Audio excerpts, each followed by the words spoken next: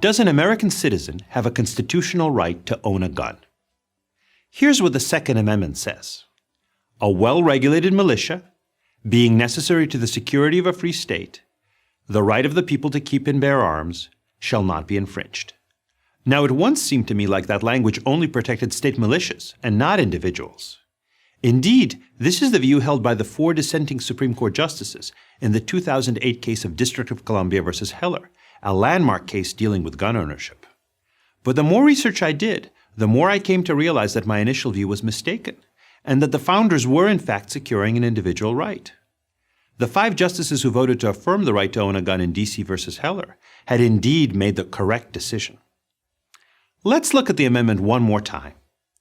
A well-regulated militia, being necessary to the security of a free state, the right of the people to keep and bear arms, shall not be infringed.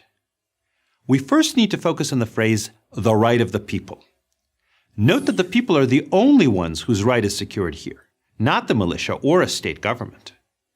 This phrase, the right of the people, comes up a few times in the Constitution.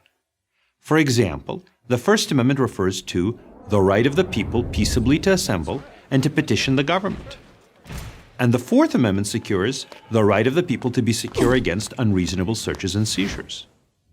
Why then, if the authors of the Constitution felt so strongly about the right of the people to own guns, did they include language about a well-regulated militia?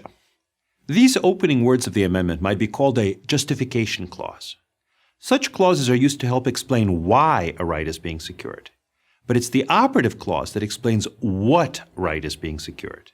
In this case, the right of the people to keep and bear arms. And what was the word militia understood to mean at the time? Well, the Militia Act of 1792 defined militia to mean all white males 18 to 45. Today, of course, militia would include women and people of all races, but it was clearly not a reference to a small National Guard type group. And what about the part of the amendment that says a militia is necessary to the security of a free state? What, the opponents of personal gun ownership ask, does a personal right of gun ownership have to do with that? Again, historical context is key. In the 1790s, the phrase free state wasn't used to mean an individual state like New York or Rhode Island. Rather, it meant what we'd call today a free country, a nation free of despotism. A free state is what the framers wanted America to be. They saw an armed citizenry as in part a hedge against tyranny. Citizens who own weapons can protect themselves, prevent tyrants from seizing power, and protect the nation from foreign enemies. This does not mean, though, that this right is unlimited. Free speech, for example, has long been subject to some narrow and reasonable regulations.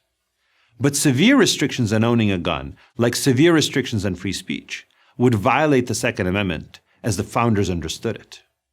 Maybe you think this understanding of the Second Amendment is outdated today, that the Constitution needs to change as public attitudes change.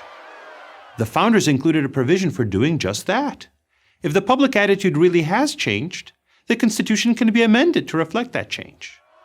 But ironically, even if we focus on current public attitudes, the case for individual gun ownership is as strong as ever. Polls consistently show that over 2/3 of Americans believe that the Second Amendment secures the right of citizens to own a gun. And Congress and state governments have repeatedly reaffirmed this view, including in recent decades. So, does the Second Amendment secure an individual right to bear arms? It did when it was written, it has throughout American history, and it does today. I'm Eugene Volokh, professor of law at UCLA for Prager University.